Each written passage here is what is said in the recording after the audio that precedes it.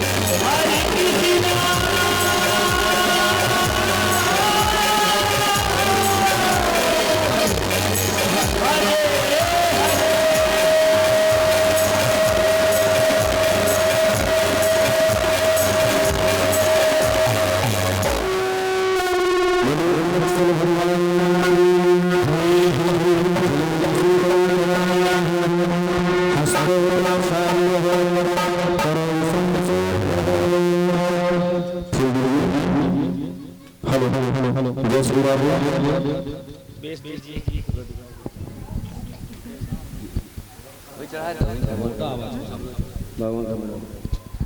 श्री राम जय श्री राम।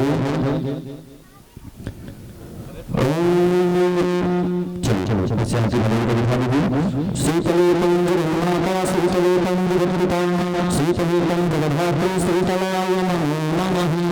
हाथ बोलिए फिर दीजिए। एक मिनट इसको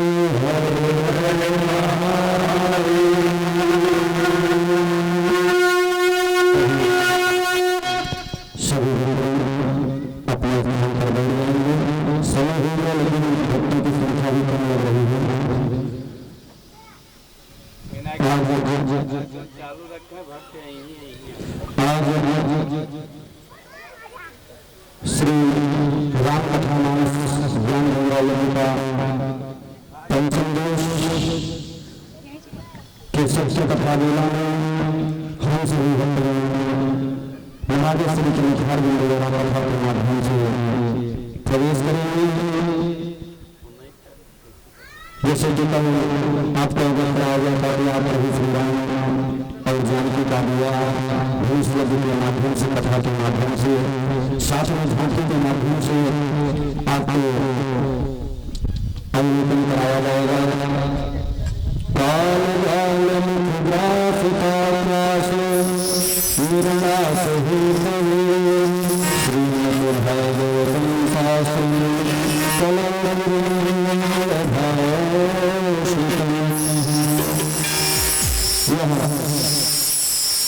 श्री राम कथा कलिकाल में हम लोगों को अमृत के रूप में मिलता है। जब जन्मांतर के पुण्य हो गए पर तब कहीं जाकर के हम सबसे ऐसा अवसर प्राप्त होता है कि ऐसे संत वासुदेव के महाराज को बुला करके हम कथा का रसपान कर सके। बहुत ही अच्छा अवसर बंगाली क्षेत्र में मणिग्राम रस्ते पर आप लोगों को मिल रहा है। बड़ी सौभाग्य की बात है। आप सभी लोग बड़े भाग्यशाली हैं और सभी भक्तों से थोड़ा सा आग्रह करेंगे कि आप लोग सुनने का विशेष ध्यान दीजिए। हमारे महाराज श्री मंच पर 2 बजे से आ जाते हैं। जो माताएं आती हैं आते हैं अपने पड़ोसी जो भी आ रहे हैं उनके साथ में लेकर के आइए और आकर के समय अनुसार बैठ करके भगवान का कथा का रसपान करें। दिलों की अपनी एक भाषा होती है, दिलों की अपनी एक भाषा होती है। किसी से आशा तो किसी से निराशा होती है। हमने तो कम ही लोग देखे हैं इस दुनिया में, हमने तो कम ही लोग देखे हैं इस दुनिया में। आप जैसे भक्तों से बार बार मिलने की अभिलाषा होती है, आप जैसे भक्तों से बार बार मिलने की अभिलाषा होती है। ये बात हमारे साथ मान को विराम महाराज कथा सुनने के लिए श्री रामचंद्र हे हो हनुमान हे हो महादेव हे हो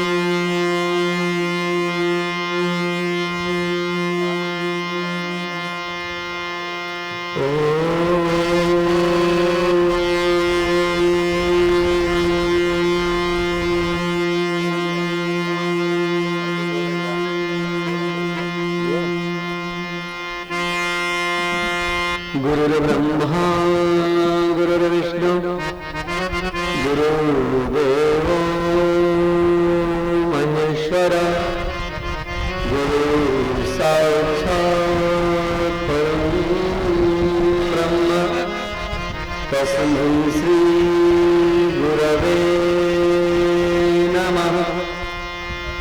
अखण्डमण्डलाकारं व्याप्तं येन चराचरं तत्पदं दर्शितं येन तस्मै श्री गुरवे नमः।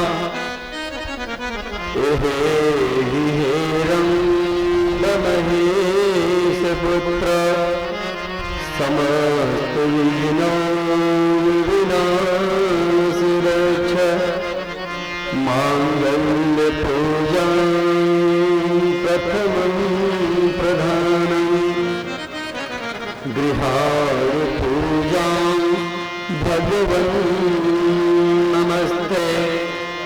या देवी सर्वभूतेषु बुद्धिरूपेण संस्थिता नमस्तस्यै नमस्तस्यै नमस्तस्यै नमो नमः।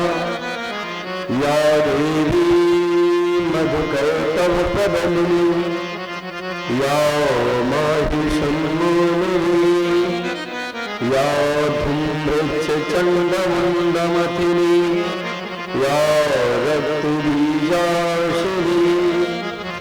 शक्तिः शुम्भनिशुम्भदत्तबलिनी या सिद्धलक्ष्मीपरा सा देवी नवकोटिशक्तिसहिता मा पातु विश्वेश्वरी। तद्विष्णुः परं पदं सदा पश्यन्ति शूरयः दिवीव चक्षुराततं नमः शम्भवाय च मयोभवाय च नमः शङ्कराय च मयस्कराय च नमः शिवाय च शिवतराय च कृष्णाय वासुदेवाय हरे परमात्मने प्रणतक्लेशनाशाय गोविन्दाय नमो नमः।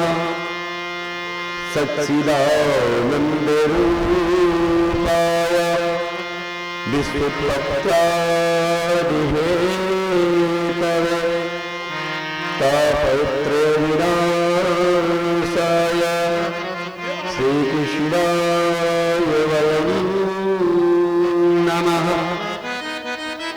आपदामपहर्तारं दातरं सर्वसम्पदां लोकाभिरामं श्रीरामं भूयो भूयो नमाम्यहम्।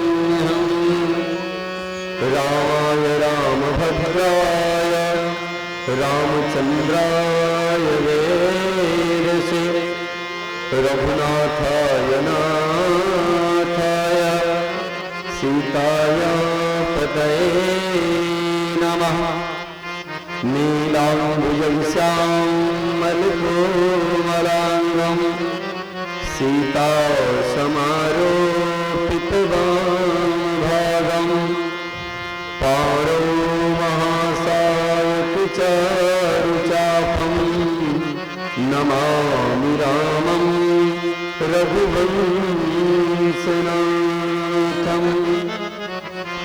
अथ पुलितवलधामं हेमशैलावदेहं दनुजवनकृशानुं ज्ञानिनामग्रगण्यं सकलगुणनिधानं वानराणाधीशं रघुपतिप्रियभक्तं वातजातं नमः। बोलो श्री सच्चे दरबार की, सरकार की, ज्ञानंद महाराज की, मात की, रामचंद्र भगवान की, लाल महाराज की, बाबा बिहारी लाल की, शंकर भगवान की, नमः पार्वती पते हर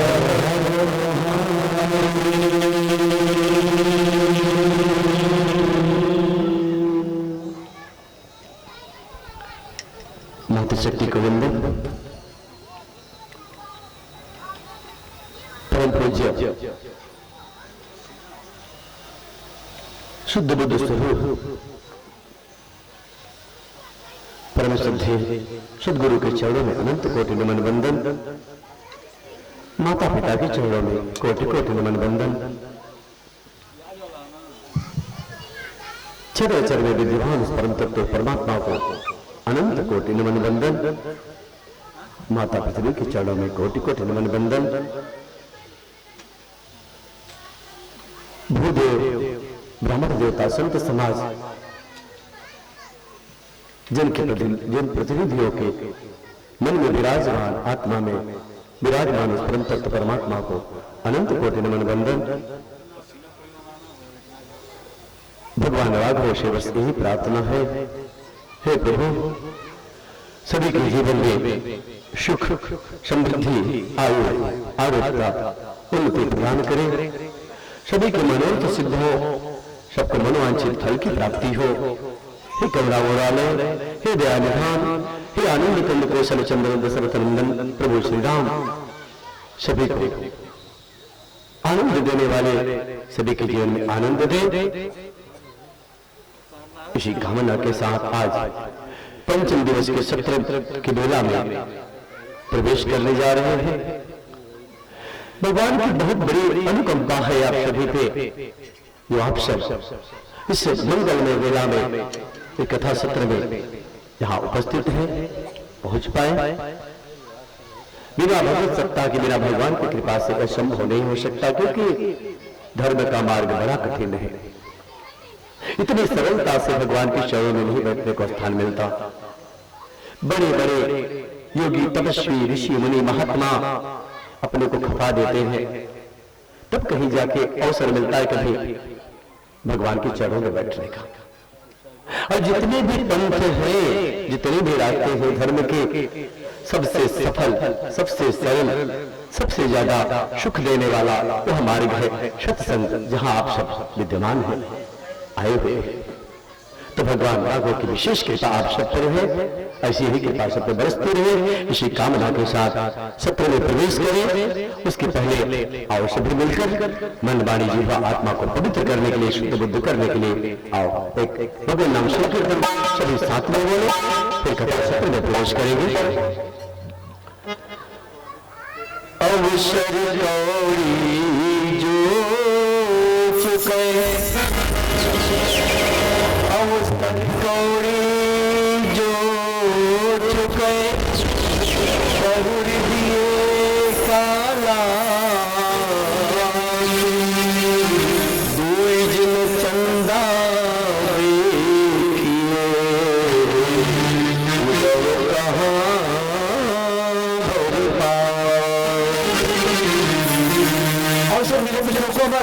क्योंकि आपको लौट नहीं आता, इसलिए अवसर को हाथ से मत जाने दो। तो आइए सभी अवसर का लाभ लेते हुए भगवान के श्री चरणों में सारे जहां के मालिक, सारे जहां के मालिक तेरा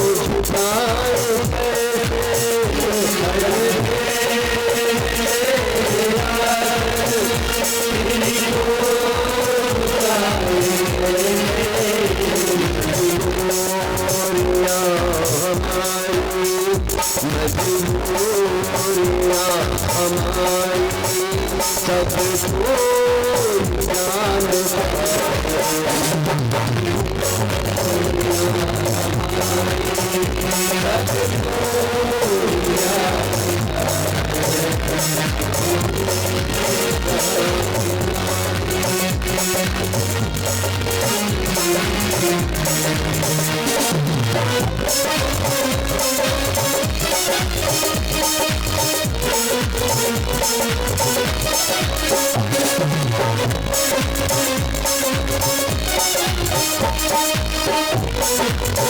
बिना परमात्मा की कोई नहीं आता। हम गति को समझता है और जो गति चल रही है उसका रक्षा नहीं बड़े भाव से बड़े आनंद के साथ हो जाएगा।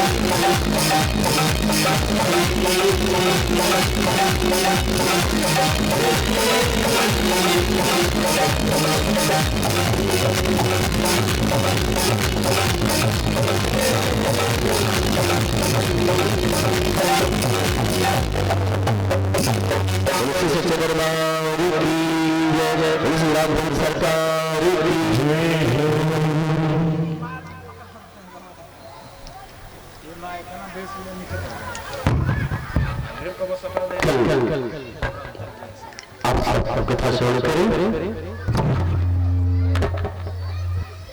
कल कहा कथा पहुंची, आप सबको याद है? कथा सुनने आप लोग आए थे, कल की कथा याद है ना? कैसे कहाँ तक कथा पहुंची थी?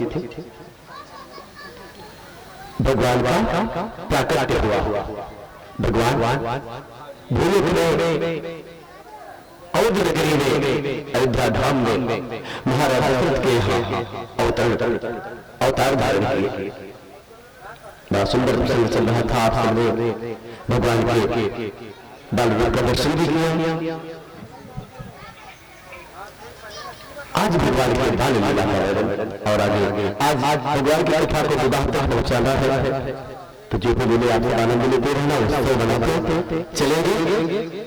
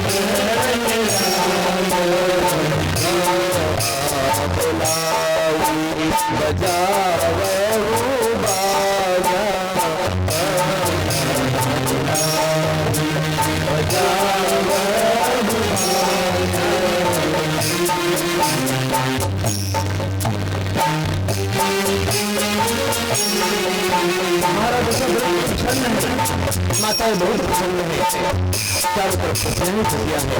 बालक का जन्म सुनने के बाद हर तरफ आपको उदास मान रहे हैं और पूर्व की बातों में याद आ गई।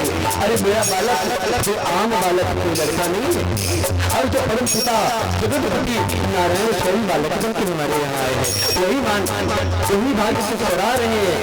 महाराज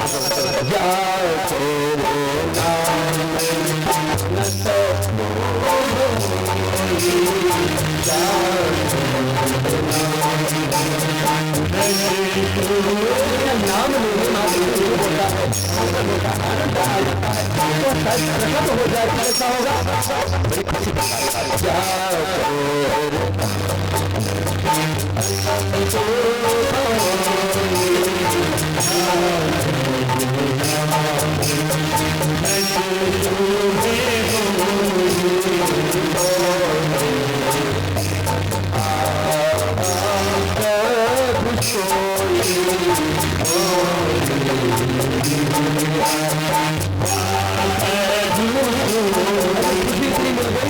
राजा ने नगर में जानकारी दे दिया और कहा कि जाओ 5 बजने चाहिए, बादल बजने चाहिए, घर में कोई लल्ला आया है, महाराज दशरथ को कोई न कोई जन्म दिया है। तो कहा बुलाई ओ परमानंद पुरी में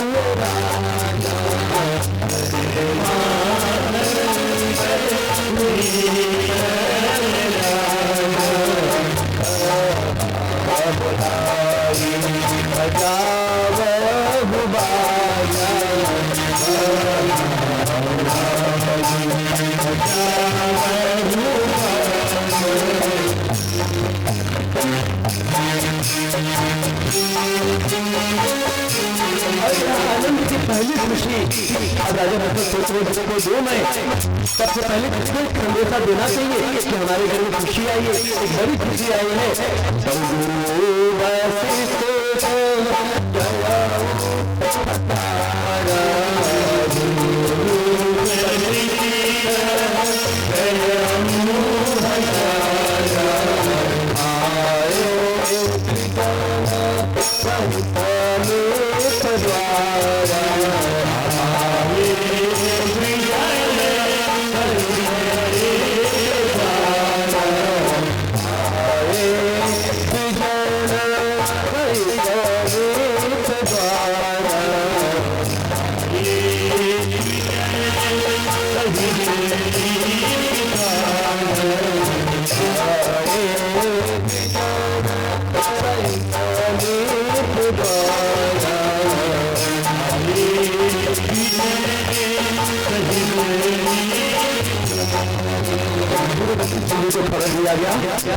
गुरु वशिष्ठ को जब खबर मिली तो उनके साथ अकेले भी गुरु वशिष्ठ जी आ रहे हैं और भी ब्राह्मण उनके साथ चल के आ रहे हैं। अच्छा बताओ को भी पता है, भाई लोगों को भी पता है जब घर में लल्ला आता है किसी को आता है चाहे लाली आओ चाहे लल्ला आए, जब घर में आते हैं तो सबसे पहले खबर जनाया जाता है, जाओ ब्राह्मण देवता जो हमारे पुरोहित उनको खबर दो और कहीं मूल में नहीं पड़ा है, उसका भाग्य नक्षत्र कैसा है, उसका नाम क्या रखा जा सकता है, उसका जीने का तरीका रहने का तरीका कैसा हो, आगे चल क्या होगा, सारी बात जानकारी करने के लिए गुरु के पास जो पुरोहित होते हैं और जब पुरोहित के पास जाते हैं पुरोहित सारी बात जानने बताता है। आजकल तो संस्कार मुक्त होता जा रहा है, बहुत सारे 16 संस्कार है, 16 संस्कार में कुछ ही संस्कार बचे हैं, सब संस्कार समाप्त हो गए। तो उसमें एक संस्कार होता था नाम करने का संस्कार, जब देखते थे जानते थे नाम करने का संस्कार होता था। आजकल तो बच्चा गांव में घर में आया नहीं, अभी उधर में ही हम आके उसके पहले उसका नाम रखा जाता है और नाम भी इतना सुंदर सुंदर नेट से खोलते हैं, नेट पे सर्च करो, नाम नेट पे सर्च किया जाता है। बहुत सोचिए जिसका नेट पे सर्च करके नाम निकालेंगे तो उसका आगे चल के क्या होगा, उसको भी सर्च ही तो करना पड़ेगा जीवन भर सर्च करते रहो, सर्च करके उसके बारे में जाने को पता नहीं चलेगा, क्योंकि नेट पे जो भी सर्च करो सब मिलेगा, उसमें भी आ गया है तो क्या करेगा, माँ बाप को सेवा करेगा, सम्मान करेगा, आदर करेगा, क्या नेट वाला बच्चा आया है, इसलिए जान लेना कि नेट से नाम ग्रहण ना करे। अगर सही समझ में आए हमारी बात, विश्वास लगे तो गुरुजनों से गुरु के बच्चों का नाम ग्रहण कराया। वही बात यहाँ भी बताते हैं, बाबा जी कहते हैं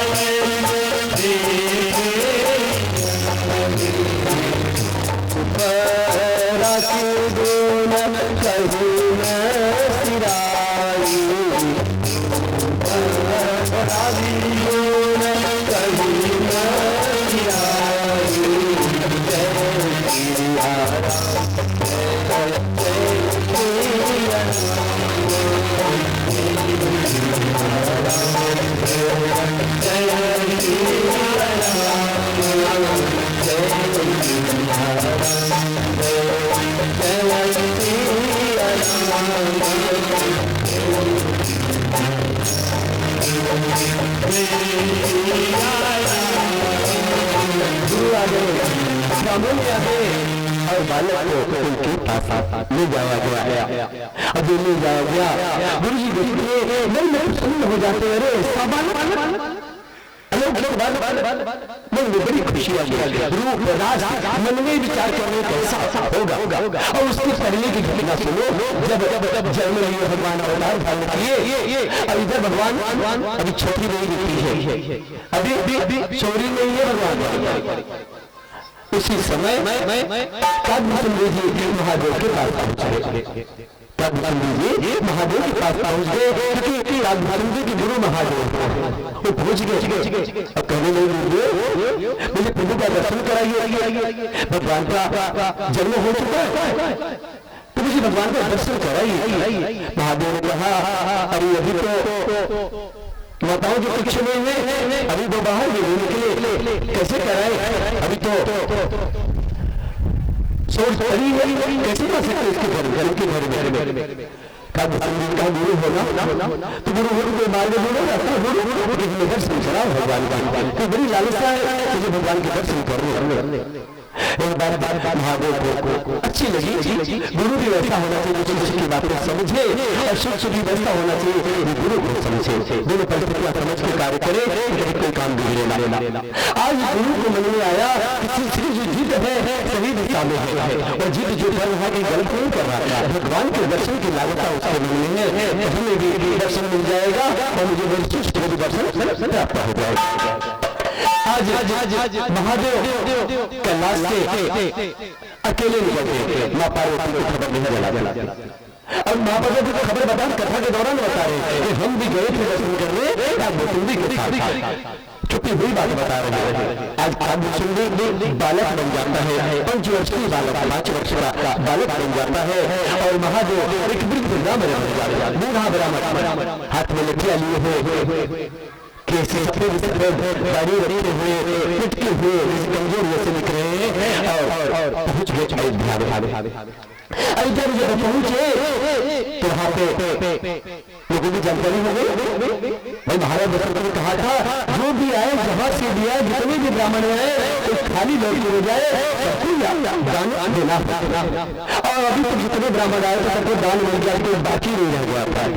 लेकिन अभी 2 ब्राह्मण को आ रहे हैं, बाकी रह गए। तो उन्होंने कहा मुझे जाना है महाराज राजमहल में, उनकी हल्ला हुआ है और हम भी सुन के आए हैं, तुमसे मिलना चाहते हैं, कुछ हमें भी निछावर चाहिए और कुछ जानना चाहते हैं, कुछ बताना चाहते हैं, कुछ हम भी जानना चाहते हैं और कुछ बताना भी चाहते हैं। लोगों ने कहा क्या बताना चाहते हो? अरे बोले हम दूर से चल के आए हैं। तो लोगों ने पूछा वो दूर से आए तो कहाँ से हो? भगवान झूठे से बोलेगा। अच्छा बताइए भगवान झूठ क्या भगवान कभी झूठ बोलेंगे? झूठे इंसान बोल एक नहीं हजारों झूठ बहुत गलत चीज है। सांस बराबर तप नहीं, झूठ बराबर जाके हृदय सांच है,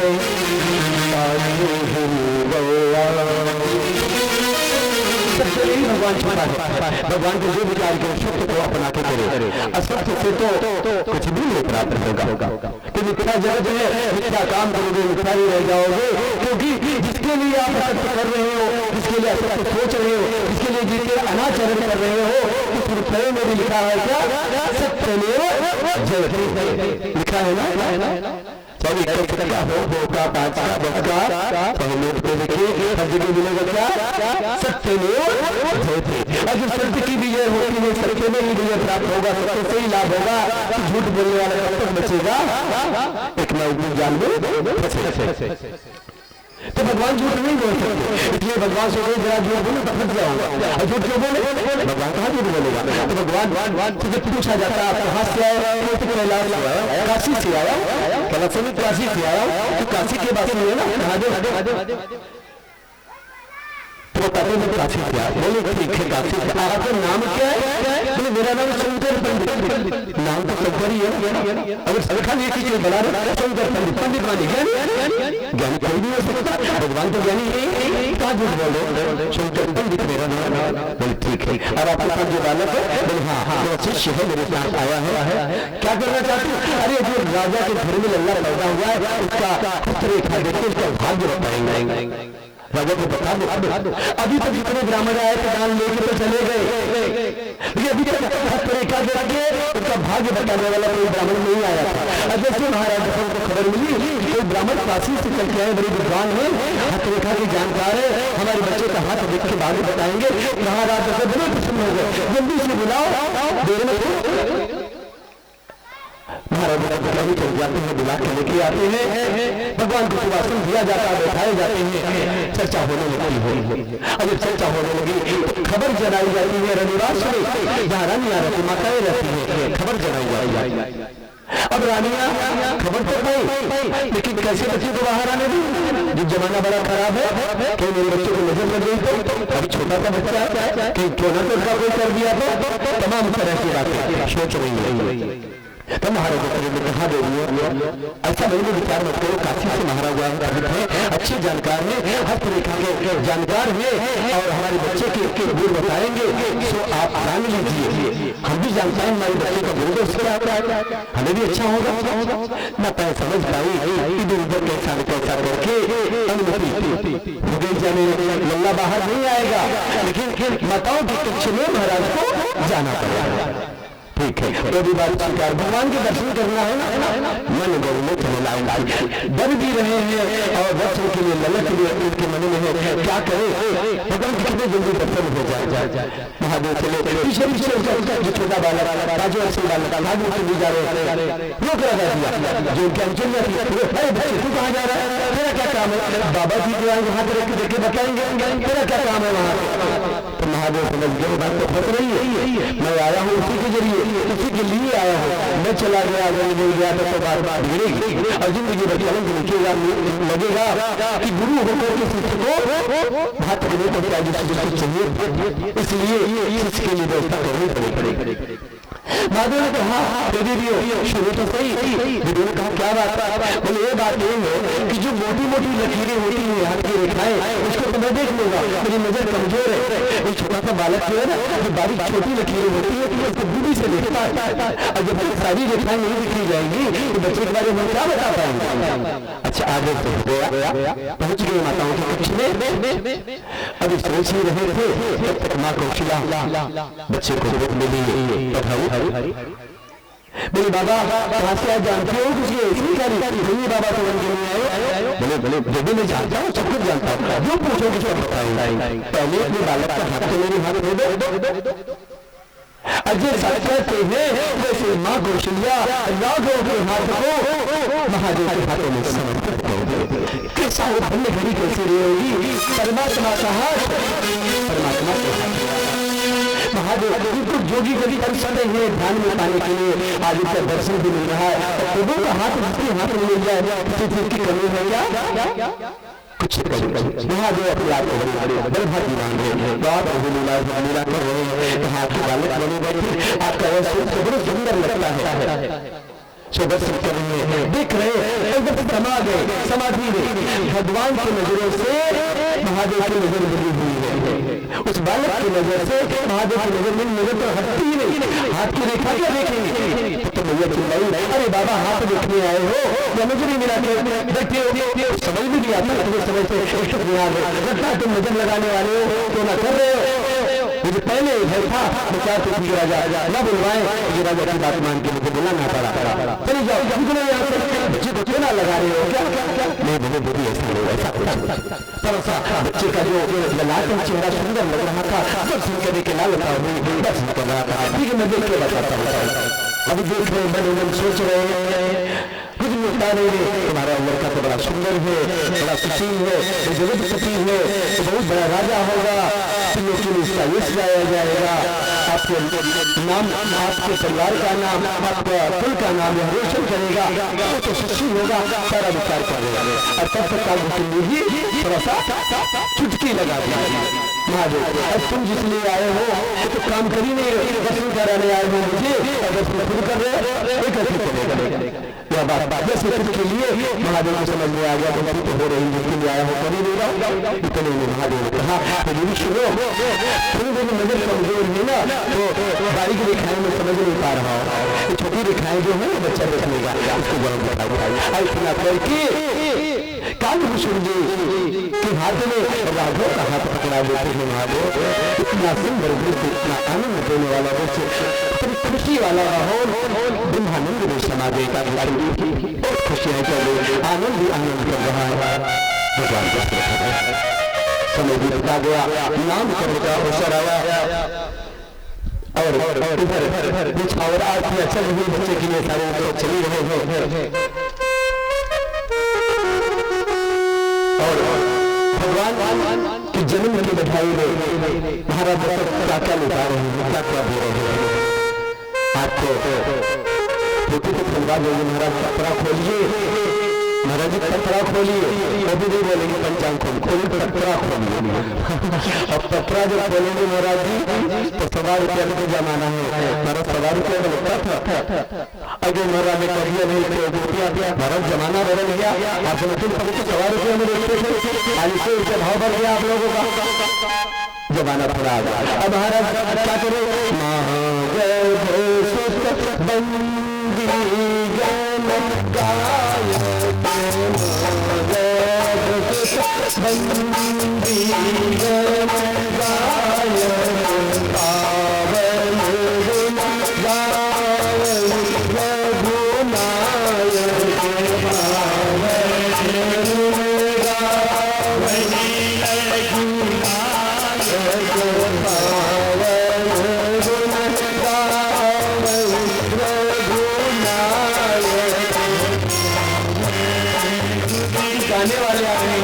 बजाने वाले उसी को बहान करने वाले सारा विश्व सबको लुटा रहे हैं।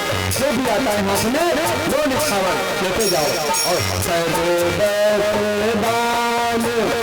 पता नहीं इतनी बड़ी बात आवाज कर, सर्वदान तुम सबका हो,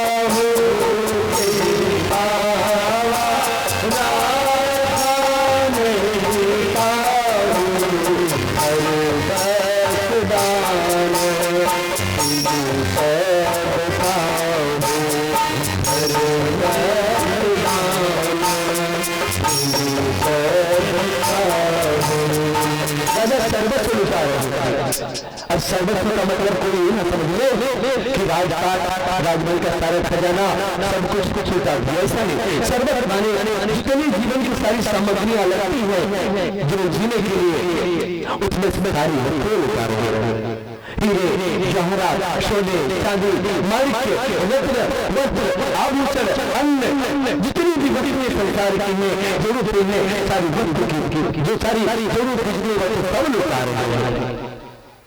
चलो सोचिए, अच्छी बताइए, कभी कहीं देखने को आता है महाराज जी को पूजा करा दिए कभी दक्षिणा कम सीधा जाना मिल जाता है, आता जाओ ज्यादा लगा देते महाराज जी भरता है लेकिन हाथ भारी हो जाता है, आता ज्यादा लगता देंगे महाराज नहीं बने।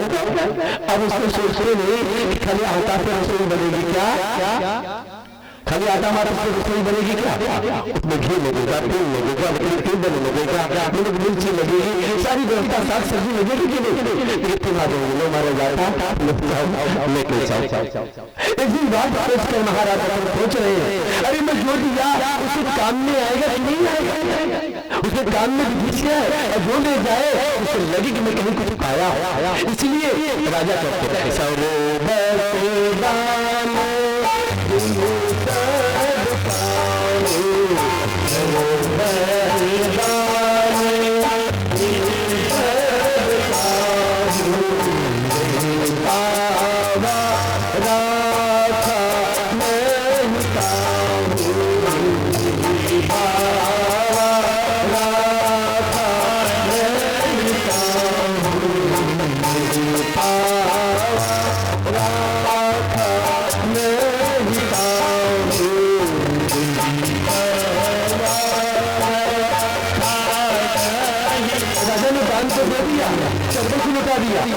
लेकिन अब जिसको राजा दे रहे हैं अब वो क्या करता है, वो भी अपनी घर में लेके जा रहा है, वो भी एक दूसरे को दान कर रहा है, जो पाया घर में लेके जा रहा है वो भी दूसरे को दान दे रहा है। कहते नहीं देखी नहीं तीनों लोग जीते, भिक्षा में भिक्षा दी जाती है। अगर भाई बहन की वस्तु मिल गई और वो किसी को आ गया और उसको प्रदान कर दिए अनंत गुना मोटे गुना उसका फल प्राप्त हो जाता है। एक कथा आती है, इसके आप समझेंगे। एक बार के बाद में दुर्योधन गया भगवान श्री कृष्ण के पास, जिस दिन भगवान श्री कृष्ण के पास जाकर एक प्रश्न किया, हे मधुसूदन, हे गोविंद, मेरे मन में एक प्रश्न चल रहा है, वो प्रश्न का उत्तर अभी तक मुझे मिलता नहीं, क्यों नहीं मिलता, मुझे समझ में नहीं आ रहा। मधुसूदन कृष्ण ने पूछा, दुर्योधन कभी दुर्योधन को दुर्योधन नहीं करते थे, सुयोधन करते थे। सब दुर्योधन करते थे, कृष्ण भगवान दुर्योधन को सुयोधन करते थे। तो बोले सुयोधन कौन सा प्रश्न तुम्हारा, बताओ तो सही। उसने प्रश्न किया, प्रभु मेरे पास 99,999 हाथियां हैं, जब भी मैं उसको पूरा करना चाहता हूँ 1 लाख हो जाए वो भी नहीं होती, मैं बढ़ाता हूँ कोई मर जाती है, कोई गुम हो जाती है, कोई घटना घट जाती है। 99,999 हाथियां रखी है, बढ़ती नहीं। अरे एक राजा रानी तकलीफ वाली बात है, 1 लाख नहीं, जब भी कोई बात करेगा क्या कहेगा, 99,999, 1 लाख नहीं कर सकता, ये कम है इसलिए अधूरा रह जाता। तो मुझे दुख होता है, आखिर कारण क्या है। तब कृष्ण भगवान ने कहा, क्या जरूरत है पूछने की, जो है ठीक है, राजा तो नहीं ना, क्या करने देंगे, बोले नहीं मधुसूदन बताओ। तब भगवान कृष्ण ने कहा, पूर्व जन्म की घटना है, तेरे पहले जन्म की घटना है। अब उसको लालच और बढ़ गई, मेरे पूर्व जन्म की घटना क्या है, जानो तो सही। यह बात पूछा करने लगा, मधुसूदन बताइए, वो भी बताइए, ये था सुनने की मेरी लालसा है, पूर्व जन्म में क्या था, क्यों ऐसा हुआ, क्यों राजा हुआ, क्या बात हुई, 99,999 हाथियां मेरे पास थे, प्रश्न का उत्तर भगवान मधुसूदन बताने लगे। क्योंकि पूर्व जन्म में एक गरीब ब्राह्मण रहा करता था। ऐसा गरीब ब्राह्मण जो जंगल में एक वन में कुटी बनाकर रखा था, और कोई शिष्य भी नहीं था, अकेला ही रहता था, कोई शिष्य भी नहीं बनाया था। समय चलता रहा, कुछ गोविंद की तो सेवा करता, कुछ वासुदेव की सेवा करता, पूजन करता, मुझे मेरे द्वार तब भोजन करता, हमें भूखा रह जाए, अब इच्छा मांग के अपना भूल भोजन करता था। ऐसा ही चलता रहा, काफी समय बीत गया। एक दिन की बात है, बीमार पड़ गया, बच्चा घात जो हो गया, तो बीमार पड़ गया, चल फिर नहीं पाता था, डॉक्टर से बड़ा दूर था, और कोशिश से होता था कोई सहायता करता, लेकिन तू अकेला था, कौन तेरी सहायता करता, कोई सहायता करने वाला नहीं था, बड़ा दुखी था। 3 दिन 4 दिन 5 दिन तक तो बिना खाए पिए रह गया, कोई लाके देने वाला नहीं था, भूखा ही रह गया। जो अब तुझे नहीं प्राप्त हुआ, तो उस गोविंद को क्या अर्पण करता, ऐसे मानसिक पूजा से अर्पण कर देता, मुझे जो स्वीकार कर लेता था। लेकिन जब 5 दिन बीत गया, तो एक दिन तुझे चल के थोड़ा सा चल के गया, एक भैया के घर पे गया, और वहां जाके तुझे थोड़ा तांडव प्राप्त हो गया, चावल प्राप्त हो गया, उस चावल को लाया, मिश्री मिलाकर तो अपने मंदिर पे ले जाके खीर पकाया, खीर जब पकाया तो दूर भूख लगी थी, 5 दिन का भूखा था, थोड़ा दिन चल रहा था, और फिर मन में आया, अब भोजन कर, और जिसके भाषाओं को अर्पण कर मुझ भगवान को अर्पण करके भोजन अपने मुख तक लगाने की कोशिश किया। वैसे मैं ब्राह्मण का वेश बना करके वहां पहुंच गया, एक दरिद्र ब्राह्मण का वेश बना के मैं पहुंच गया वहां। बोला प्रभु क्या हुआ, मैंने बड़ा पहुंच गया जब गरीब ब्राह्मण का वेश बनाकर मैंने कहा कि ब्राह्मणों का मुझे बड़ी जोर की भूख लगी है, मुझे भोजन कराओ। तो तुमने कहा अरे मैं 5 दिन का भूखा हूँ, मैं कैसे तुम्हें भोजन कराऊं, मैं 5 दिन से थोड़ा तृप्त नहीं हुई है अंदर, कैसे कहूँ, सो मुझे भोजन करने पड़े। तब मैं वासुदेव तुझे कहा कि तू 5 दिन का भूखा है, तुम्हें 7 दिन का भूखा, तो 5 दिन का भूखा है, लेकिन मैं 7 दिन का भूखा हूँ। बता भूख कितनी बड़ी है, 5 दिन वाली या 7 दिन वाली। तब तुझे समझ में आ गया भूख तो बड़ी 7 दिन वाली है। तो तूने तभी कभी विचार नहीं किया, खीर की जो कटोरी थी, उस कटोरी को पूरी वासुदेव को अर्पण कर दिया। ये नहीं सोचा कि मैं 5 दिन का भूखा हूँ, थोड़ा आधा मैं खा लूँ, आधा ब्राह्मण दे रहा हूँ। तूने अपने सर्वस्व जितनी खीर थी सब मुझे वासुदेव को अर्पण कर दिया। उसी समय मेरी आत्मा ने तुझे आशीर्वाद दिया, जा इसके बदले तुझे राजा होगा, वो विश्व में तेरा नाम भी ख्यात होगा। आशीर्वाद अब वो आशीर्वाद दिया और जब मैं वो अन्न ग्रहण करके बाहर निकला तब जाके ईश्वर को भोजन करता नहीं, क्या भगवान अन्न खाते हैं क्या? नहीं खाते। वो जाके उस अन्न को, उस चावल को जो ठीक खाए थे उसको उल्टी कर दिए बाहर हुआ था। और जब उल्टी कर दिए तो क्या हो गई? 99,999 हाथियां बनके उसे राजी मिली। तो भगवान से पूछा थे, भगवान बताओ कारण क्या है, मेरा 1 लाख हाथी क्यों नहीं होती? भगवान ने कहा जब तूने 99,999 ही दिया है तो 1 लाख मिलेंगे कहाँ से? जो दाना खाया था ना, जो तेरा खीर खाया था उसमें 99,999 ही दाने थे और वही दाने तुझे हाथियां बनती मिली। एकदम था, इसलिए हमने लाख अब दुर्योधन सोचने लगा, अरे जब मैं भिखारी था, करने की काबिल नहीं था, कुछ में दान थोड़े नहीं कर सकता था, उस समय हमने एक खीर खिलाया, उसके बदले हमें इतना बड़ा भाग्य मिला। 99,999 हथियार भी मेरे पास है। अरे अब तो मैं राजा अब तो भगवान की विधि से सेवा कर सकता हूँ, भोजन करा सकता हूँ। दुर्योधन बोला, हे प्रभु आपको मैं भोजन कराना चाहता हूँ, आप हमारे घर पे चले और आप भोजन करें, आपको मैं सत्कार करना चाहता हूँ। भगवान बोले अब नहीं भोजन करेंगे।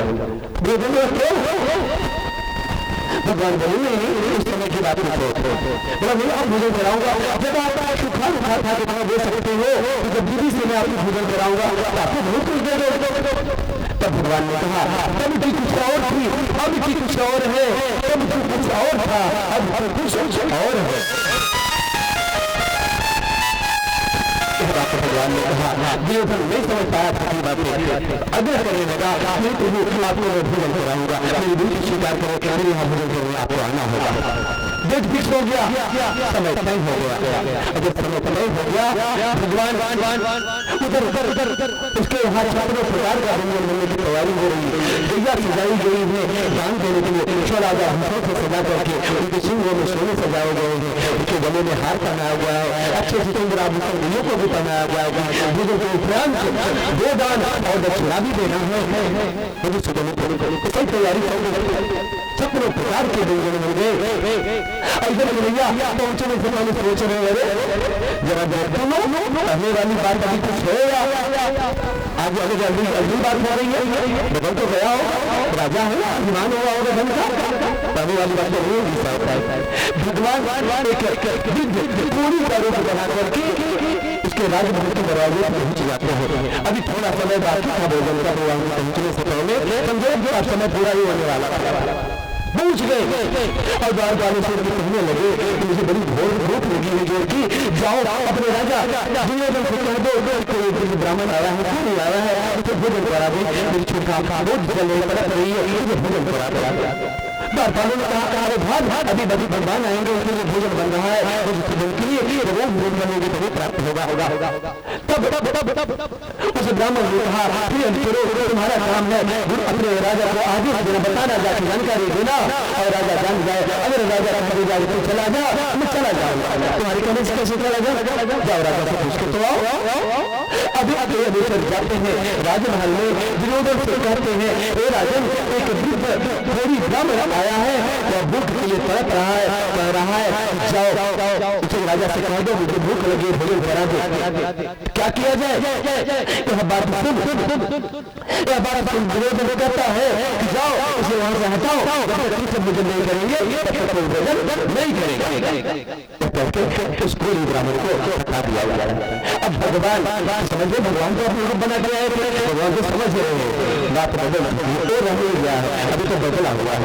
भगवान अब पहुंचने की जो बात 12 बजे की थी, 12 का बजा 12:30, अब जैसे 12 से 12:05, 12:10, 12:15 होने लगा और क्रोध के मारे उसको ज्वाला भड़क रही है। अभी तक नहीं आया, तो कहीं तक चोर नहीं आया, माखन चोर नहीं आया, तमाम तरह की आदत लगाने लगा, बातें करे, गुस्सा करने लगा, अभी तक नहीं आया। अभी तक भगवान आधा घंटा विलंब से आते हैं, विलंब से आए देखे स्वागत सत्कार होने लगा, रोज तो है स्वागत सत्कार होने लगा। भगवान के लिए का फूल अपने चलने की व्यवस्था की गई, अच्छे बात बिछाई गई, सारे स्वागत हो रहे। इतने में भगवान आगे बढ़े। भगवान बोले अभी मैं भोजन नहीं करूँ, अभी स्नान नहीं किया, बिना स्नान का भोजन नहीं करता। देखो मेरा तो भोजन क्यों करे, चलिए स्नानागार में लेके चलता हूँ, स्नान आप कर लीजिए। भगवान स्नानागार में जाते स्नान के लिए और कहते हैं मैं स्नान कैसे करता हूँ तुम्हें पता है? देवर बोला हाँ बोले क्या तुम्हें पता है? कोई पता ये है जब से स्नान करो? बोले ना मैं जब से तो स्नान नहीं करता, मुझे तो भैया दूध से स्नान करना, मैं तो भैया दूध से स्नान करूंगा। अगर तुम स्नान करा सकते हो ठीक है, नहीं करा सकते मैं जब तक स्नान नहीं करूंगा भोजन नहीं करूंगा चले जाएगा। अब वह बिगड़ रखवा दिया, नगर के जितने दूध थे भैयों के सब मंगा लिए गए। स्नानागार में भगवान को बैठा दिया गया, भगवान स्नान करने बैठ गए। इधर जितना था कैसे के कैसे दूध भगवान के ऊपर डाले जा रहे। अभी भगवान का स्नान नहीं पूरा, नाभि स्थान के नीचे दूध उतरा ही नहीं, पूरा दूध समाप्त हो गया। जितना दूध नजर से आया था सारा दूध समाप्त हो गया, नाभि स्थान के नीचे दूध उतरा ही नहीं। भगवान बोले और लाओ, अभी स्नान मेरा बाकी है, अभी तो आधा स्नान हुआ है, तो पूरा स्नान नहीं होगा, मैं भोजन नहीं। दूध का प्रवाह से लाओ, पानी से स्नान कर लो। तेरे पास दूध नहीं है, स्नान नहीं करा सकता तो भोजन क्या कराएगा? भगवान वहां से उठते हैं और उसका 56 प्रकार का व्यंजन बड़ा का पड़ा है, व्यवस्था बड़ी की पड़ी है, चिल्ला रहा है, तड़प रहा है, बुला रहा है, आग्रह कर रहा है। फिर वहां से उठते हैं और तुरंत वहां से उठ के विदुर जी के घर पे चले गए। विदुर जी के घर पे गए तो समय विदुरानी जो विदुर की पत्नी है देवी स्नानागार में स्नान कर रही थी। अब जब स्नान करी इधर पहुंचे तो बुआ मैं कृष्ण अच्छे से आवाज लगाए। इधर से विदुरानी स्नानागार में वस्त्र नहीं धारण करी थी और स्नान कर रही थी। जैसे आवाज सुनी तन की सूदी नहीं है, वस्त्र है कि नहीं, मैं हाल में उनको कुछ पता नहीं, उन्हें बस में पता है कभी आएगा उसके लिए मुझे भोजन खिलाना है, उनको भोजन भोग लगाना है। और थाली में केले सजा के रखे, कदली केले को सजा के रखे और वहां से जाके तुरंत भागी भागी वाला नंबर खोज रहा जहाँ रखी है पता ही नहीं पाती, दौड़ धूप करके आती है, केले के थाली को उठाती है, केले के छिलकों को खिलाती है भगवान को और केले को फेंकती जाती है। इतना प्रेम मग्न हो गई, भगवान भाव विभोर हो गए। केले के छिलके भगवान खा रहे हैं और खाने कर रहे हैं।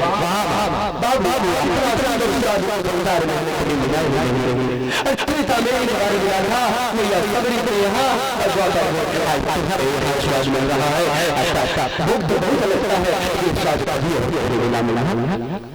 बड़ा जब परिणाम दे समझ में आ गया उसे जब भगवान मौका दे तो मौके से कभी चूक ना करना चाहिए और सबका लाभ ले लेना चाहिए। और सबका लाभ ब्राह्मण लिया तो क्या बन गया? राजा और चूक गया तो क्या हुआ? इसलिए जब भी मौका मिले चूकना नहीं चाहिए। वही राजा कर रहे हैं, महाराज वही कर रहे हैं।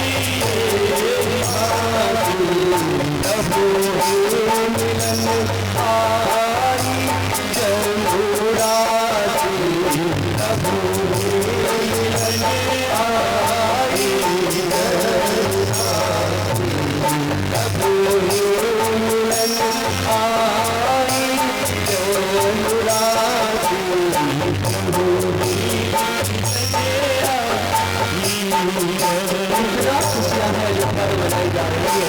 इधर भी देखो कुमकुम अभी गुलाल इत्र चारों तरफ बसों की नाली रह रहे हैं। सोच लीजिए कीचम कीच हो चुका है अबीरों से, कीचम कीच हो चुका है गुलालों से, और जो इत्र है सुगंधित तैल है उससे गलियों में कीचड़ मच गया है, कीचड़ बढ़ गया है। और जिधर देखो जो अबीर उड़ते लगता है अंधेरा छा गया है, चारों तरफ अबीर दिखाई पड़ता है। इतनी खुशियां, ऐसा उत्सव जो कहीं कभी नहीं देखने को नहीं मिली। खुशी का माहौल चल रहा, आनंद चल रहा है।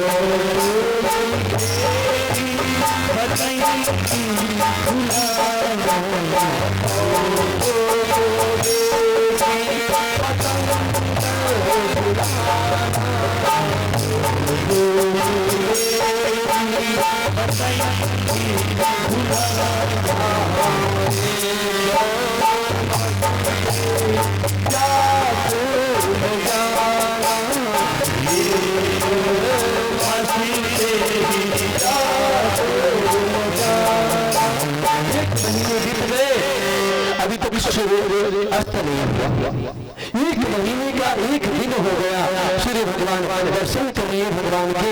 दर्शन करते करते करते करते एक महीना बीत गया, अभी दर्शन से मन उनका भरा नहीं। सोचिए एक महीना तक दर्शन करने का मन नहीं बढ़ रहा है भगवान स्वयं सूर्य देव का। हम सब मंदिरों में जाते हैं तो एक मिनट में मन होगा दर्शन करने, चलो यहाँ दर्शन कर लो, वहाँ दर्शन कर लो, वहाँ दर्शन कर लो।